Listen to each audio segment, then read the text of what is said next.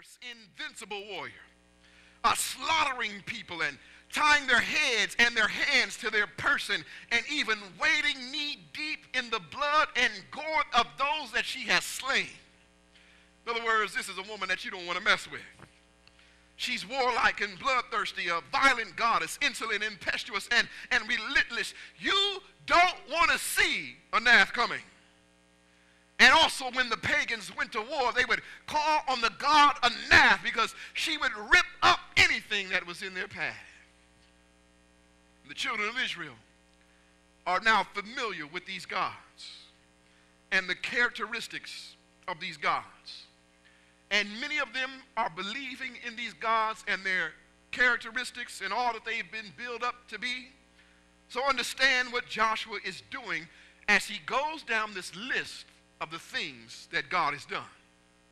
Joshua is systematically destroying the credibility of the pagan gods while strengthening the credibility of the true and living God. See, despite their characteristics, see, when I learned about Anath, I was like, man, in a dark room, I'm scared, because this woman is not to be messed with. When it comes to grain and crops, the god Dagon is supposed to be able to provide everything that his people needs for sustenance.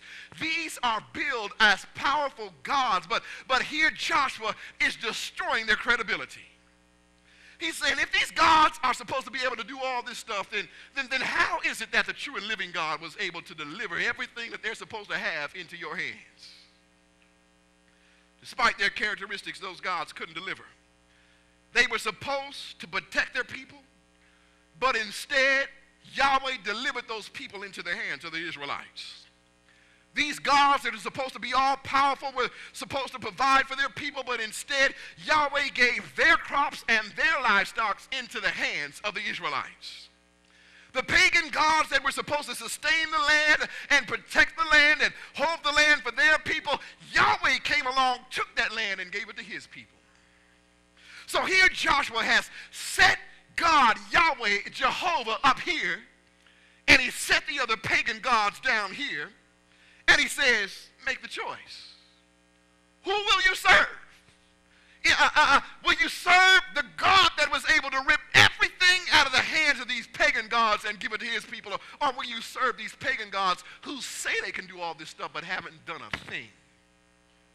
Who will you serve? Joshua is saying that the choice should be clear. They have been billed as the be-all and end-all of gods, but yet they haven't done a thing for their people.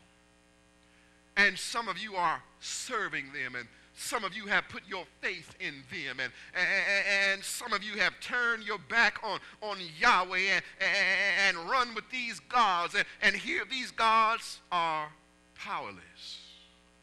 Who will you serve? They couldn't deliver, they couldn't protect, and they couldn't provide. Who will you serve? Who will you serve? Who have you been serving? See, money was supposed to bring you security, but it's kept you on edge, anxious, wanting more. Your looks were supposed to bring you confidence, but they didn't last. Big houses were supposed to bring you comfort, but they brought you financial stress. Fancy cars were supposed to make you look prestigious, but they haven't delivered. Titles and letters after your name were supposed to bring you influence, but they haven't delivered. Sex was supposed to bring you satisfaction, and food was supposed to bring you pleasure, and entertainment was supposed to bring you happiness, and electronic gadgets were supposed to bring you enjoyment. But in the end, none of those things have delivered. Who will you serve? Who have you been serving? Who will you serve? If God is God, serve him. But if he's not, then choose this day whom you will serve. I choose to serve God. See, like David found out, is there anyone else who will uphold you if you ascend into heaven? And is there anyone else who's there even if you make your bed in hell? Like Jeremiah found out, is there anyone else who knew you before you were formed in your mother's womb? And is there anyone else who sanctified you before you came forth from your mother's belly? Who will you serve today? Like the boy with the 5 loaves and the fishes found out, is there anyone else who can take your little and turn it into much? Like the disciples found out, is there anyone else who can speak to the winds and the waves and the storms in your life and say, peace, be still? Who will you serve today?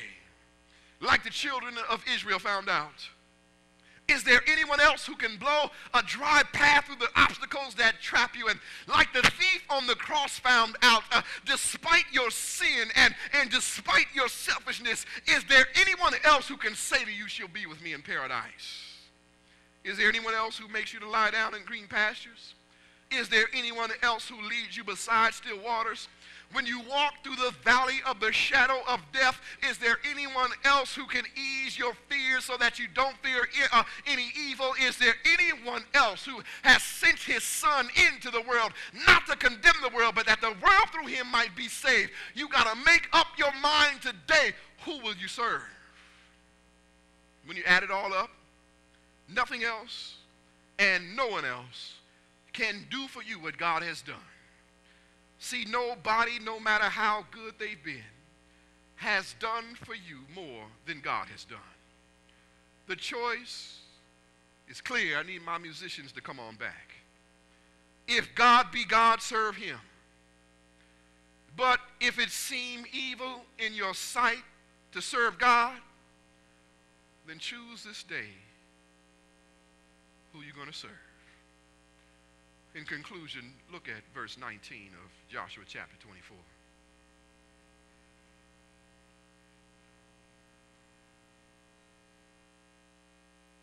It says, but Joshua said to the people, he says, you're not able to serve the Lord, for he is a holy God. He is a jealous God. Listen to this, what Joshua says. He says, for he will not forgive your transgressions or your sins if you forsake the Lord and serve other gods. Then he will turn and do harm and consume you after having done you good. Mercy. And the people said to Joshua in verse 21, no, but we will serve the Lord. We will serve the Lord. We will serve the Lord. You know, I remember way back in high school, I had this girlfriend. And she was cute. We had a lot of fun together, you know. But it's like at some point she found out she was cute. And that's always bad. Started to get a lot of attention from other guys. And despite how good I tried to be to her, she had a wandering eye.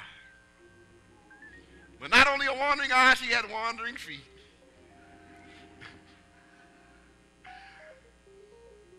And instead of being with me, sometimes she'd be spending her time with another guy. And I would try to be sweet and try to be nice and try to give her gifts. Christmas, birthday, didn't matter. Everything I tried to do because I was into this girl. But still she would wander. And I just knew that no one else was as good to her as I was. And so after a while she had to make a decision. And today we've got to make a decision. You see, God has done so much for us. He has showered us with blessings. He has protected and provided. He has been good. He has been sweet. God is into us, but we've got wandering eyes. Not only wandering eyes, we've got wandering feet. Not only wandering feet, we've got wandering hearts. And instead of spending our time with God, we have gone off to spend our time with other things. And we ain't even that cute. You see, the devil is that guy who will date anybody. No matter what you look like, no matter what you've done. And so the devil woos us and courts us, and we go running after the devil. Oh. And here God is. God is saying, I've done so much for you. I've done everything for you. And if we were to sit here longer, we could go down the list of everything that God has done for us. And we'd be here a long time because God has been so good. But still, we wonder. So I put the question before you today, who will you serve? The choice is clear. If God is God, then serve him. But if God hadn't done anything for you, which I know he has, then you do what you want to do. But choose this day whom you will serve. I'm going to ask everyone in the building to bow your heads and to close your eyes. Who are you in a relationship with today? Are you in a committed relationship with God? Or are you wandering after other things? Where is your heart today? Is your heart bound with God's heart, or is your heart on other things? Does your mind wander when you're in church? You're supposed to be praising God, but you're thinking about other things. Where is your heart today?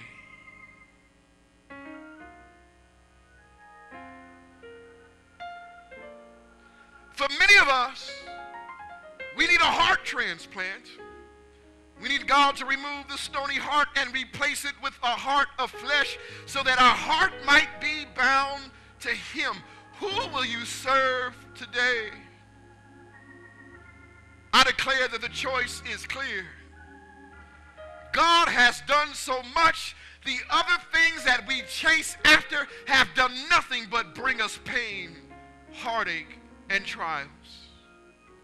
They have not delivered on their claims. Who will you serve today? Choice should be clear. As for me and my house, we're going to serve the Lord. And I pray that you follow along with me today.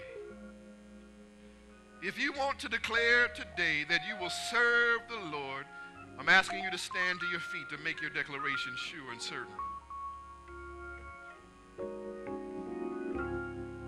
Whatever else is out there, it's going to do you wrong. It's going to get you excited only to let you down. It's not going to call you back. It's going to give you the cold shoulder. It's going to turn its back on you and chase after someone else.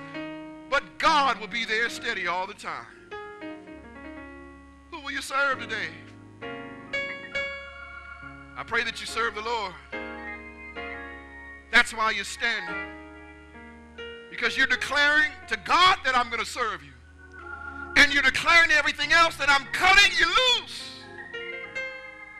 No longer will I spend any more time with you or shed any more tears. I want to be bound to God. That's why you're standing today. And I know that God is speaking to somebody in this place today.